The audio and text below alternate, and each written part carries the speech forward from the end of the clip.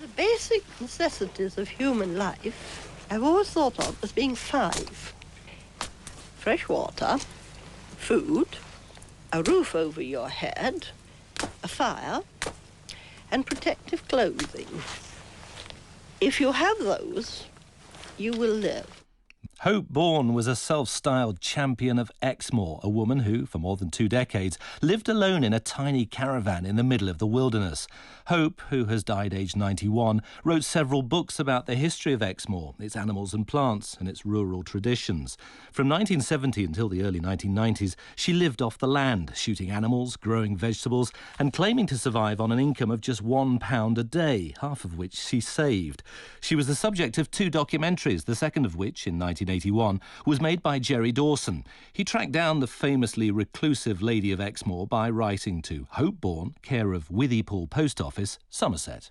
I received a little letter on a piece of notepaper, and she said she was willing to meet me and arranged that I should meet her at a place called Lanarker Bridge in the midst of Exmoor, which I knew was far away from where her own home was. It was as if, like a wild animal, she was protecting her lair. But at 10 o'clock on a Tuesday morning, when I was waiting on the bridge, I saw a very small, stooped figure moving through the gorse, and I knew it was Hope.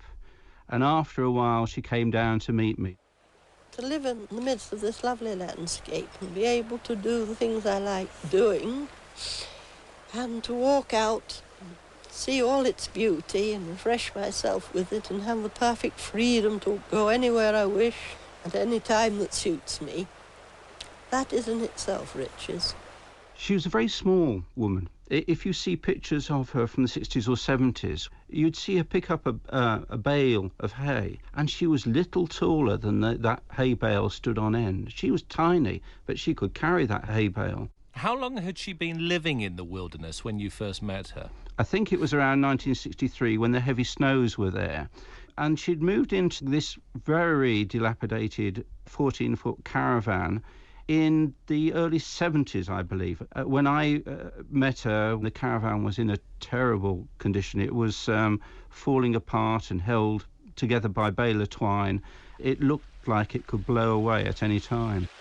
When you get the odd fine day, it's so lovely, because the clarity of the light and the freshness of the atmosphere and the blue of the sky and the light of the gliding clouds and sunlight on the hills is so beautiful that you can forgive the climate all the rest of its unpleasantness.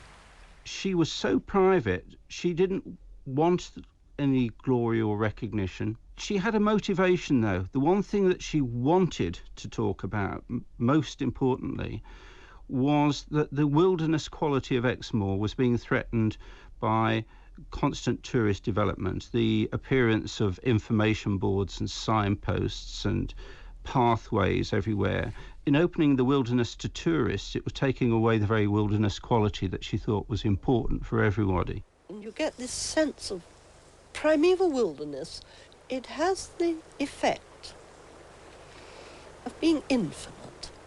She was like an Edwardian lady, very well read, although I think she had hardly any schooling, any formal schooling. She wrote books which are a delight. She lived on nearly nothing. She hunted her food, she grew some vegetables, she fed off rabbits and fish, and maybe the occasional deer.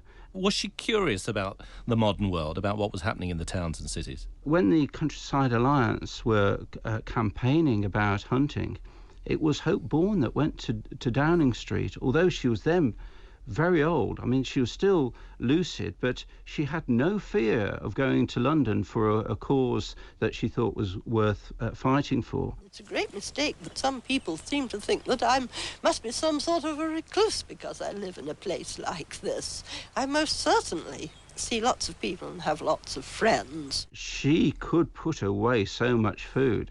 Of the £1 a week she tried to get as her average income, she would save half, so survive on 50p, and she would save up.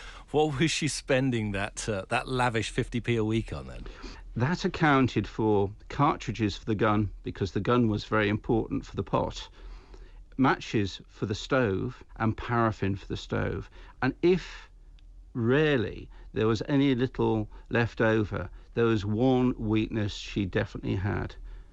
She seldom had it, but she loved chocolate. She was an addict for chocolate. An incredibly evocative name, isn't it? Hope Bourne. It couldn't be more beautiful, could it, really? It expresses the inexpressible. And if you do long walks on Exmoor and you go into the very small churches, if you're curious and you wander around, you'll see Hope's footsteps, because somewhere in those churches you're virtually almost certain to find a little picture done by Hope, just signed Hope L. Bourne. If I cannot be a leader, at least I will never be a follower. And if God has not willed that I should be a master in life, at least I will never be a servant. The voice of Hope Bourne, the Lady of Exmoor, who has died aged 91. 20 years ago, a photographer and a model created a series of images that